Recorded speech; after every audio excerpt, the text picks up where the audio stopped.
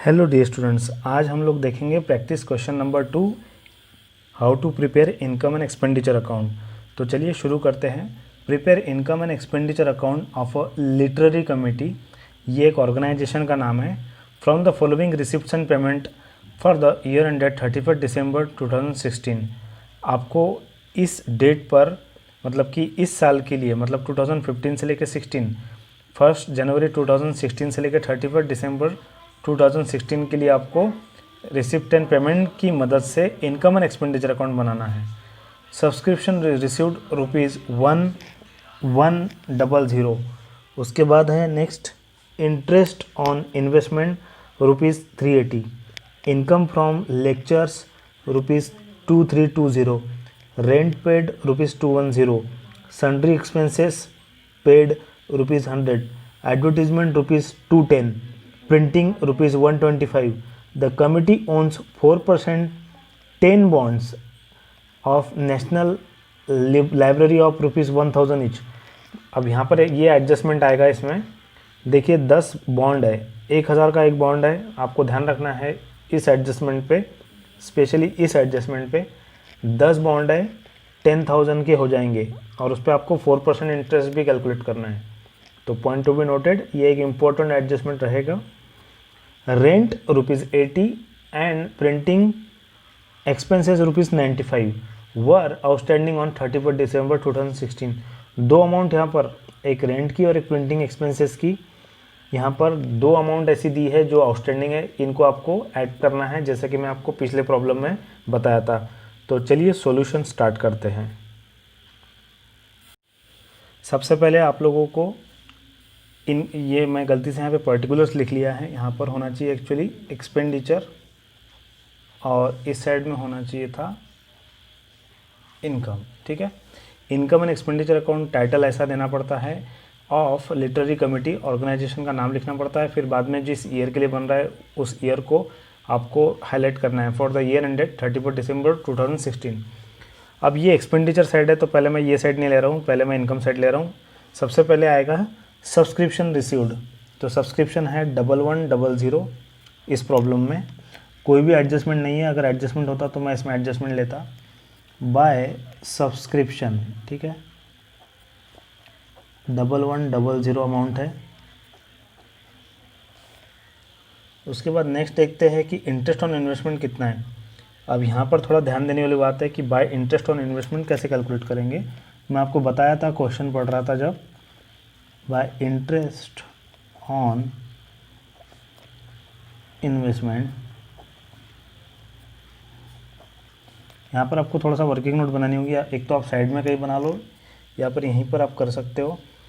देखो नीचे एडजस्टमेंट में दिया है, उसी में दिया है इंटरेस्ट ऑन इन्वेस्टमेंट 380। नीचे दिया है देखो, जब आप लोगों ने एडजस्टमेंट पढ़ा होगा क्वेश्चन में, the committee owns 4% 10 bonds of national library 1000।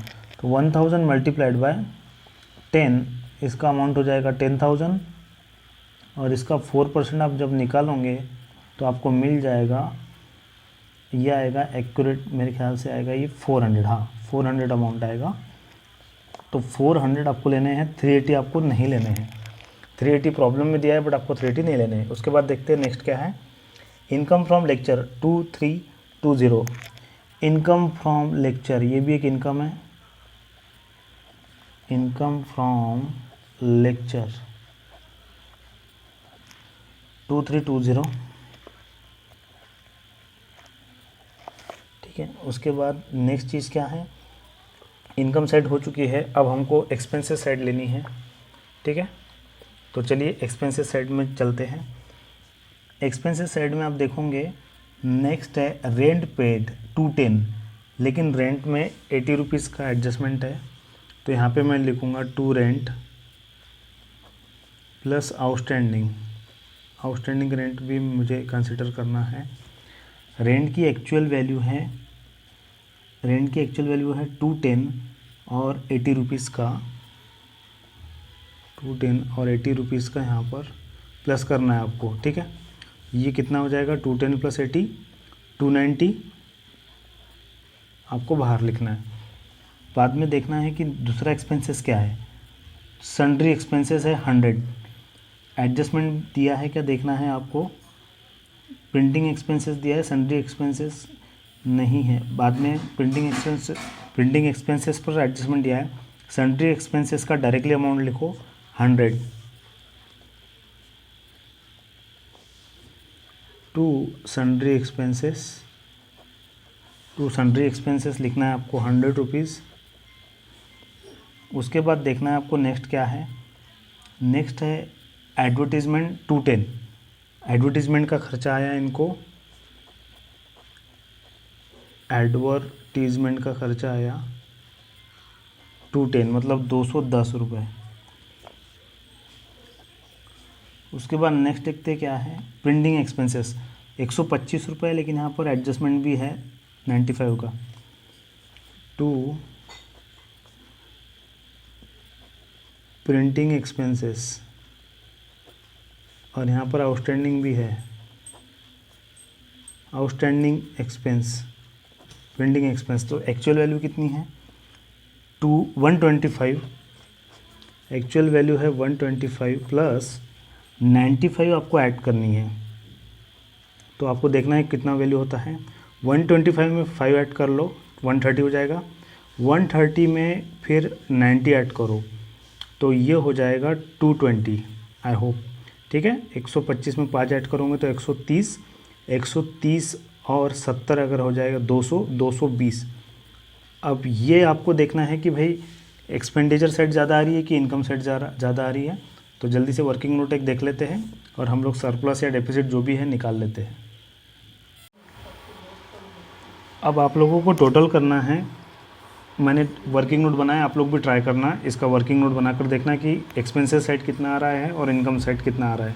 तो इनकम साइड आ रहा है 3820। फिर आपको पता है जिस साइड की टोटल ज़्यादा होती है उसको दूसरे साइड में लेके जाते हैं। यहाँ पर लेना है आपको उसी अमाउंट को, और आपको ये 3820 में से पूरे एक्सपेंसेस की वैल्यू निकालनी है। तो जब आप उसको प्लस करोगे तो आपको मिलेगा 820। तो 3820 में से अगर आप 820 एक्सपेंसेस निकाल लो तो आपको मिलेगा सरप्लस 3000। तो ये हुआ आपका सरप्लस, ये इसका आंसर है। तो आई होप कि आपको वीडियो अच्छी लगी है। अगर आपको वीडियो अच्छी लगी है तो प्लीज़ चैनल को सब्सक्राइब करना और बेल आइकन को प्रेस कर देना, साथ ही अपने फ्रेंड्स के साथ शेयर करना।